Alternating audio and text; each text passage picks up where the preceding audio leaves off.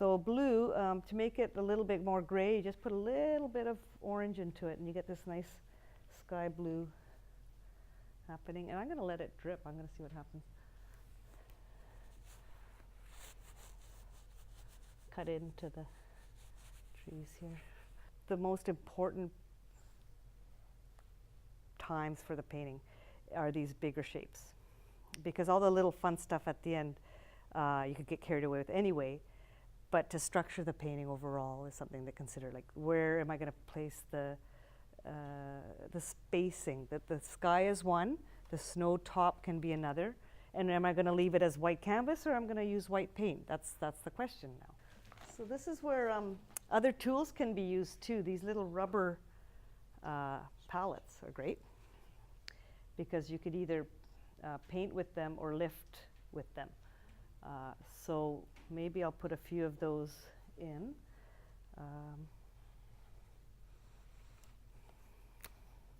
I could mix this color, but I'm going to just put a bit of ochre, basically yellow and umber. And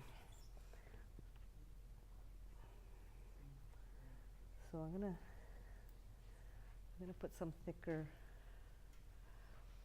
warm in here.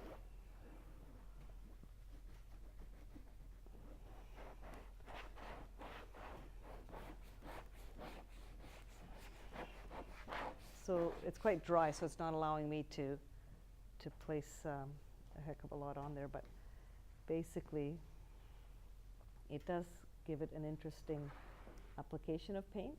So what stroke are we on there? Getting, okay. It's a little rhythm with various spacing. And 3's enough. Like, I think that warms it up a bit. And this is where you can scratch into it too. And carry on. So please count the strokes, because I'm not doing that. Okay, thanks.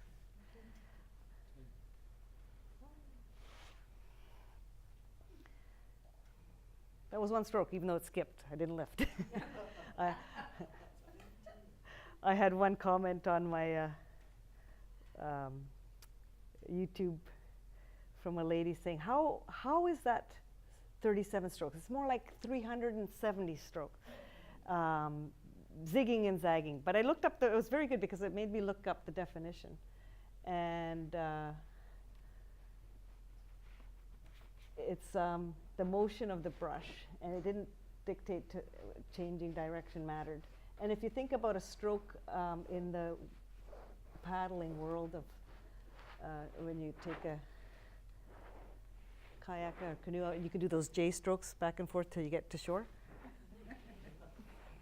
That's one stroke, I don't know, in my opinion. Anyway. But the whole idea is to try to remain with the canvas, stay in contact, and maybe there's this interaction that happens too. So it's feeling quite expressive, like quite a lot of movement. I guess that's my fast motion through the skiing downhill today. So maybe I could soften it. I can make some things a little bit, a little bit softer like this. There's not much paint left, but yes. Why you prefer abstract painting over realistic? That's a good question. I'm not sure if I prefer it. I actually really love work that has a mood and subject. I've actually collected a number of works like that, and but I guess it allows me to explore other areas within myself, and viewing other abstract work. It involves me more. Even if I may not like it, it's interesting, and abstract can both please and displease at the same time. And so maybe it has a different type of personality than realistic work. So I have quite a variety of friends. Some are very exuberant and fun-loving, and others are very quiet and contemplative. We have interesting discussions. So it's probably more like that they have different personalities. So I don't know if I prefer one or the other, but I'm trying to understand abstract art, and I think that'll be a lifelong study, and maybe that's what's appealing. It's never ending. I guess you can't render something perfectly anyway if you were to do more realistic work, and you could sort of strive for that. But I believe what happens there is you actually become better at abstracting something and nailing the color and value and everything appropriately.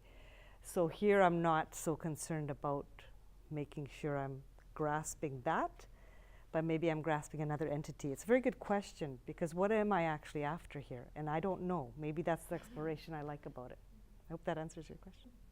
I'm back out here, ready to paint outdoors in the late fall as the salmon are coming up the creek and doing their last little effort here in their life cycle. And in the life cycle of a painting, there's a lot that goes on before we start painting and being inspired, taking a walk through the areas that we enjoy, and hopefully